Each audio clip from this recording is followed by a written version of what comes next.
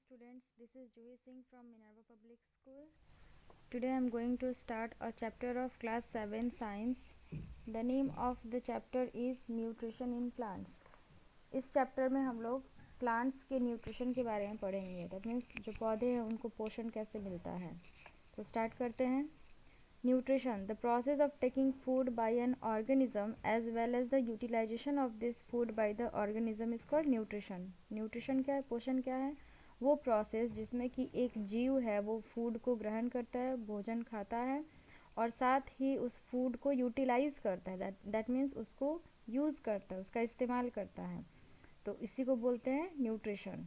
The process of taking food by an organism, किसी जीव के द्वारा भोजन को ग्रहण करना, as well as the utilisation of this food by the organism, और साथ ही साथ उस भोजन का उस जीव के द्वारा इस्तेमाल किया जाना ही पोषण कहलाता है. Plants have the ability to make their own food, but animals depend on plants and on other animals for their food. जो प्लांट्स हैं उनमें एबिलिटी होता है, क्षमता होता है कि वो अपना भोजन खुद बना सकते हैं, लेकिन जो एनिमल्स है वो अपना भोजन खुद नहीं बना सकते हैं. अपने फूड के लिए वो प्लांट्स पे या फिर किसी दूसरे एनिमल्स पे डिपेंड रहते हैं. तो इस बेसिस पे हम लोग जो एनिमल्स है उसको डिवाइड करते हैं अलग अलग टाइप्स में. नेक्स्ट है mode of nutrition. Mode of nutrition, the method of obtaining food are called mode of nutrition. Mode of nutrition क्या है? वो मेथड जिससे कि कोई भी ऑर्गेनिज्म जो है वो फूड को ले रहा है, उसी मेथड को बोलते हैं mode of nutrition. On the basis of their modes of nutrition the organism can be divided into two groups. और मोड ऑफ न्यूट्रिशन उसके किसी भी जीव के भोजन को ग्रहण करने के तरीके के हिसाब से जो जीव है, जो ऑर्गेनिज्म है, उनको दो भाग में डिवाइड किया गया है. फर्स्ट है ऑटोट्रॉपिक या फिर ऑटोट्रॉप्स. सेकंड है हेट्रोट्रॉपिक या फिर heterotrophs. Autotrophic mode of nutrition, those organisms which can make their own food by the process of photosynthesis using simple substances like carbon dioxide and water are called autotrophs, and their mode of nutrition is called autotrophic nutrition. All green plants are autotrophs. अब पहला वाला है autotrophic mode of nutrition. ये क्या है कि ऐसे organisms जो अपना फूड खुद बना सकते हैं. किस प्रोसेस के द्वारा? फोटोसिंथेसिस के द्वारा. तो ऐसे ऑर्गेनिज्म जो अपना फूड खुद बना सकते हैं वैसे जीव को बोलते हैं ऑटोट्रॉप्स बोलते हैं. और इस मोड ऑफ न्यूट्रिशन को बोलते हैं ऑटोट्रॉपिक मोड ऑफ न्यूट्रिशन. और जो अपना भोजन खुद बना सकते हैं तो कैसे बनाएंगे? फोटोसिंथेसिस के प्रोसेस से ही. और फोटोसिंथेसिस में किसका इस्तेमाल करते हैं? सिंपल सब्सटेंसेस का, जैसे कि कार्बन डाइऑक्साइड और वाटर का यूज़ करके फूड बनाते हैं. इस प्रोसेस को बोलते हैं फोटोसिंथेसिस और इस मोड को बोलते हैं ऑटोट्रॉपिक मोड ऑफ न्यूट्रिशन. और ऐसे जीव जो अपना भोजन खुद बनाते हैं उनको बोलते हैं ऑटोट्रॉप्स. जितने भी ग्रीन प्लांट्स हैं वो सारे के सारे ऑटोट्रॉप्स हैं. ठीक है, जितने भी ग्रीन प्लांट्स हैं वो अपना भोजन खुद बना सकते हैं. दैट मीन्स वो क्या हुए? ऑटोट्रॉप्स हुए. Autotrophs contain green pigment which help them in the process of photosynthesis. This green colored pigment is known as chlorophyll. Autotrophic organisms जो हैं, ऑटोट्रॉप्स जो है वो अपना भोजन कैसे बनाएंगे? तो उसके लिए फोटोसिंथेसिस प्रोसेस का इस्तेमाल करते हैं. फोटोसिंथेसिस प्रोसेस के लिए प्रकाश संश्लेषण की प्रक्रिया के लिए एक ग्रीन कलर का पिगमेंट की ज़रूरत होता है. उस ग्रीन कलर के पिगमेंट को क्या बोलते हैं? क्लोरोफिल बोलते हैं. ये क्लोरोफिल कहाँ पाया जाता है? प्लांट की पत्तियों में, लीव्स में ग्रीन कलर का पिगमेंट होता है. ग्रीन कलर के सब्सटेंसेस होते हैं जिनको कि बोलते हैं क्लोरोफिल. और उसी के हेल्प से जो प्लांट्स है वो फोटोसिंथेसिस का प्रोसेस कंटिन्यू करते हैं. उसी के हेल्प से फोटोसिंथेसिस होता है. Chlorophyll absorbs the energy from sunlight. Chlorophyll का काम क्या है? ये क्या करता है कि जो सनलाइट है उसके एनर्जी को एब्जॉर्ब करता है. फोटोसिंथेसिस के लिए सनलाइट भी ज़रूरी है, तो क्लोरोफिल ही है जो सनलाइट के एनर्जी को एब्जॉर्ब करता है. The green plants make food not only for themselves but also for non-green plants as well as for animals including human beings. Photosynthesis करके जो प्लांट्स है वो ग्रीन प्लांट्स जो है वो फूड बना लिए. वो सिर्फ खुद के लिए फूड नहीं बनाते बल्कि जो नॉन ग्रीन प्लांट्स हैं, नॉन ग्रीन प्लांट्स मीन्स जिनमें कि ग्रीन पिगमेंट नहीं पाया जा रहा, क्लोरोफिल नहीं है, है ना, वैसे प्लांट्स को बोलते हैं नॉन ग्रीन प्लांट्स. तो वैसे प्लांट्स के लिए भी जो ग्रीन प्लांट्स है वो फूड बनाते हैं, और साथ ही एनिमल्स के लिए भी और ह्यूमन बींग्स के लिए भी, क्योंकि जो एनिमल्स है, जो हर्बीवोर्स एनिमल्स है वो क्या खाते हैं, प्लांट्स खाते हैं। जो ह्यूमन बींग्स है वो भी प्लांट्स खाते हैं और एनिमल्स दोनों को खाते हैं, लेकिन वो प्लांट्स को भी खाते हैं, तो एक तरीके से प्लांट्स पे डिपेंडेंट है ही। तो इसीलिए बोल सकते हैं हम लोग के जो ग्रीन प्लांट्स है वो सिर्फ खुद के लिए नहीं बल्कि सबके लिए फूड प्रिपेयर करते हैं। Animals and human beings cannot make their own food because they lack chlorophyll. Chlorophyll is necessary for photosynthesis. Animals और human beings अपना फूड खुद नहीं बना सकते हैं। इसका कारण ये है कि उनमें क्लोरोफिल नहीं होता है, उनमें क्लोरोफिल की कमी होती है। और जैसा कि सबको पता है कि फोटोसिंथेसिस के लिए क्लोरोफिल ज़रूरी है। अगर क्लोरोफिल नहीं होगा तो फोटोसिंथेसिस नहीं होगा, दैट मीन्स फूड नहीं बनेगा। तो ये ऑटोट्रॉप्स के बारे में हुआ। अब नेक्स्ट है heterotrophic mode of nutrition. Those organisms which cannot make their own food by the process of photosynthesis and depend on plants or on other animals for food are called heterotrophs, and their mode of nutrition is called heterotropic nutrition. All non-green plants and animals including human beings are heterotrophs. Heterotropic mode of nutrition क्या है? तो जो organism, जो जीव अपना food खुद नहीं बना सकते हैं और अपने भोजन के लिए किसी और पे डिपेंड रहते हैं, प्लांट्स पे डिपेंडेंट हो या फिर किसी जानवर पे डिपेंड होते हैं, वैसे जीवों को बोलते हैं हेटेरोट्रॉप्स।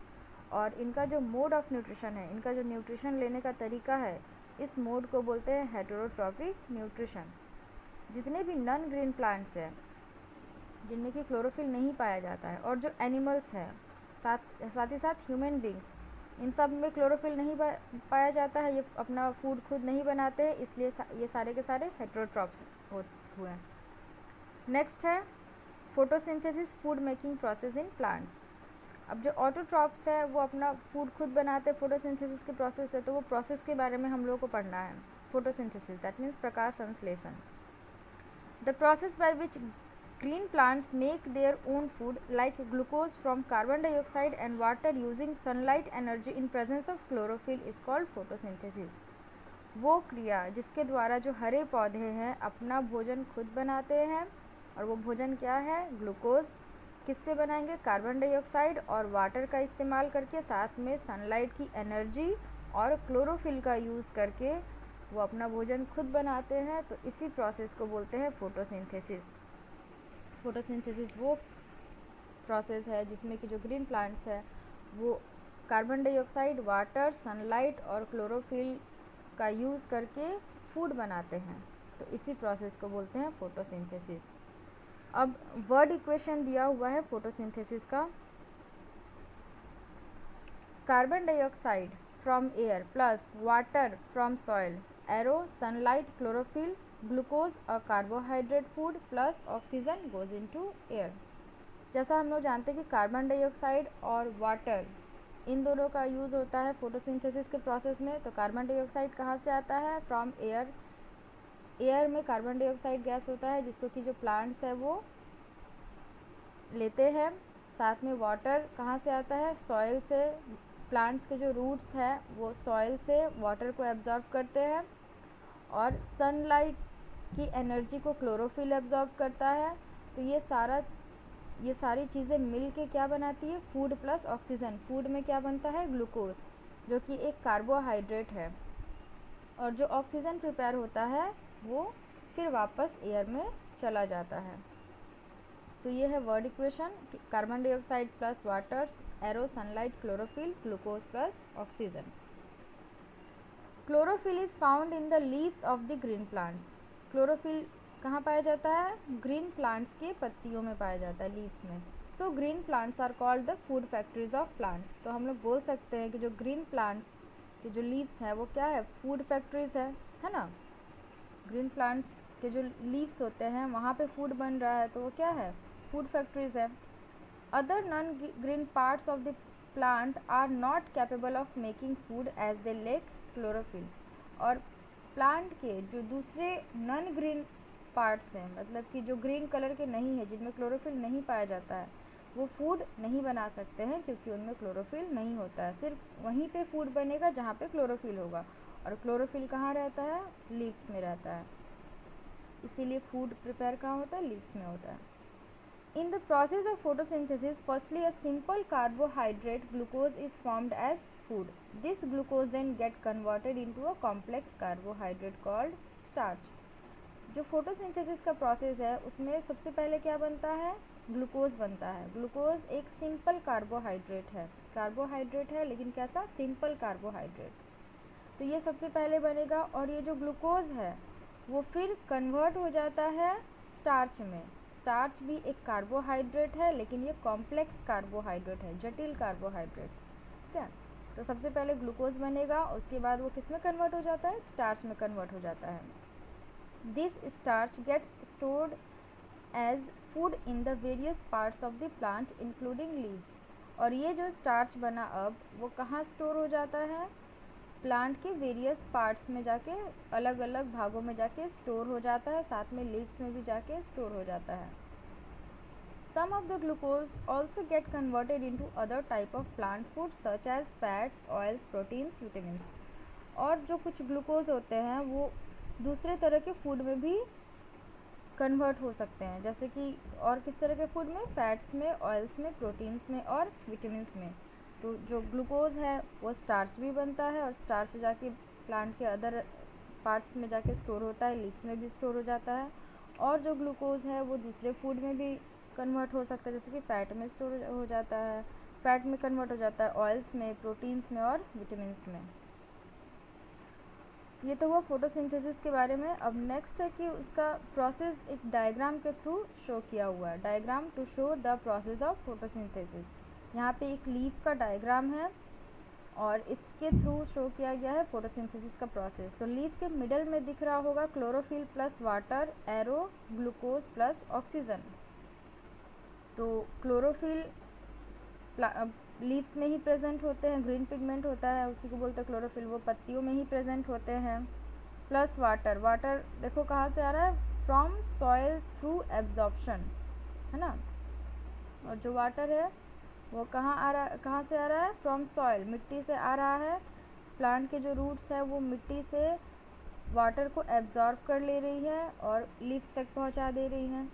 ठीक है, उसके बाद है एक और एरो ऊपर से दिख रहा है, CO2 from air. CO2 means carbon dioxide, और ये कहाँ से आ रहा है, हवा से. ये भी जाके मिल रहा है वाटर के साथ. और जो क्लोरोफिल है वो क्या कर रहा है, देखो सन से लाइट एनर्जी को एब्जॉर्ब कर रहा है, सनलाइट की एनर्जी को क्या कर रहा है, एब्जॉर्ब कर रहा है. तो क्लोरोफिल, सनलाइट की एनर्जी, वाटर और कार्बन डाइऑक्साइड, ये चारों मिलके क्या बना दे रहे हैं, ग्लूकोज. प्लस ऑक्सीजन, जो ऑक्सीजन है वो रिलीज़ हो जा रहा है एयर में, फिर वापस हवा में चला जा रहा है. और जो ग्लूकोज है वो कहाँ चला जा रहा है, to different parts of the plant. Arrow के थ्रू लिखा हुआ है ना, to different parts of the plant. ये जो ग्लूकोज जो फूड बना है वो प्लांट के अलग अलग भागों में चला जाता है. तो ये डायग्रामेटिक रिप्रेजेंटेशन है. अब नेक्स्ट है कि फोटोसिंथेसिस के लिए कौन कौन से कंडीशंस नेसेसरी है, क्या क्या चीज़ों का होना ज़रूरी है. Conditions necessary for photosynthesis. The presence of carbon dioxide, water, chlorophyll and sunlight is necessary for the process of photosynthesis to take place. Now we will learn how plant get all these for photosynthesis. Photosynthesis के process के लिए अगर photosynthesis होना है तो carbon dioxide, water, chlorophyll और sunlight ज़रूरी है. अब हम लोग को पढ़ना है कि ये सारी चीज़ें प्लांट को कैसे मिलती है और कैसे फोटोसिंथेसिस की जो प्रोसेस है वो कंप्लीट हो पाता है.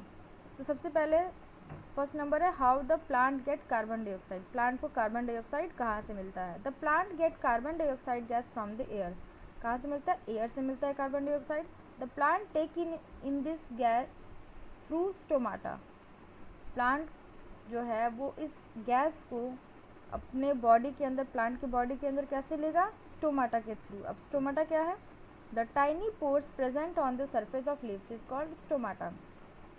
पत्तियों पे छोटे छोटे पोर्स होते हैं, पोर्स मीन्स छेद.